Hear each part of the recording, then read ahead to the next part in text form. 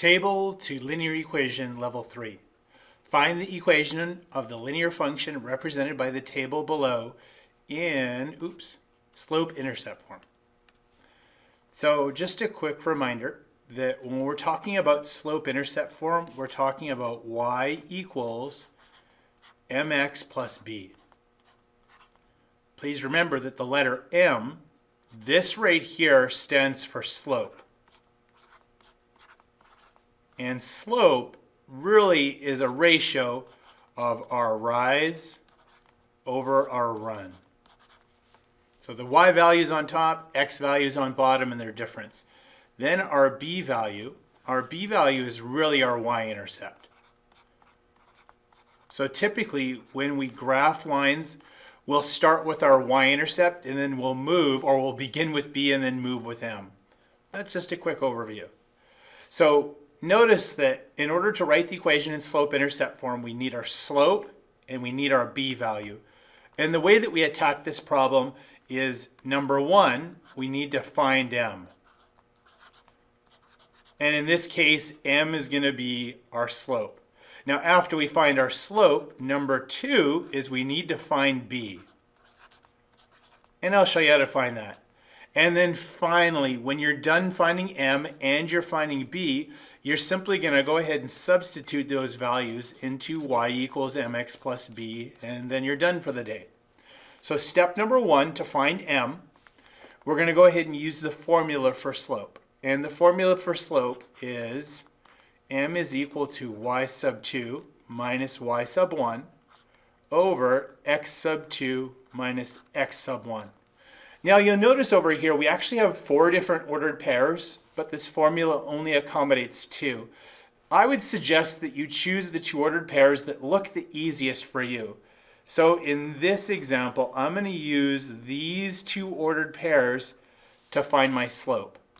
And again, you can label one as 0.1 and one as 0.2, but once you get the hang of it, all you have to remember is to choose a y value for top. So I'm going to choose -2 first. And then as long as you put this corresponding x value underneath that y value, it'll always work out. So -2 over 1, and then 8 over 6. And then notice that the 8 and the 6, they turn negative. So this would give me -10 over, let's see, that's -5. And we all know that a negative divided by a negative is a positive, so this slope, when I simplify it, you could write it as 10 over 5, but then notice that 10 over 5 would simplify to 2 or 2 over 1. I'm just going to use the number 2 though, because I think that's a little bit easier to deal with. So over here, I'm going to go ahead and state that my m value is 2. And now that we have our m value of 2, we're just going to go ahead and, let's see, I use blue. Actually, I'm going to number this just to make sure. So step number 1, I found m. In blue, now I'm going to do number 2, which is to find my b value. So I'm going to go ahead and I'm going to need something for y and for x. And again, you can choose any of these ordered pairs. I think that 1 and -2 just looks a little bit easier than 6 and 8. So -2 goes in for y. Our m we already said is 2, so in goes 2. And then our x value that goes with that y value is 1. So this would simplify to -2. 2 times 1 would give me 2 plus b. After that, I would subtract 2 on each side to isolate b. That cancels, and I have -4 is equal to b. And now that I have my b value is -4, I simply come back up over here. Now it's just a matter of substituting. So notice right here that our m is 2, so in right there is going to go 2. Our b value is -4, so I'm going to put -4 right in there.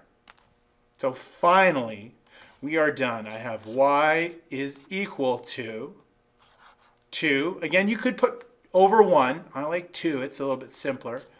Y equals 2x minus 4, and that is going to represent our solution. We'll just box it to keep it organized. Y equals 2x minus 4. It's as simply as number 1, find your m, and number 2, find your b, and then put it in slope-intercept form. So I guess you could make this 3 steps. Y equals mx plus b being the last step. So hopefully you found this helpful.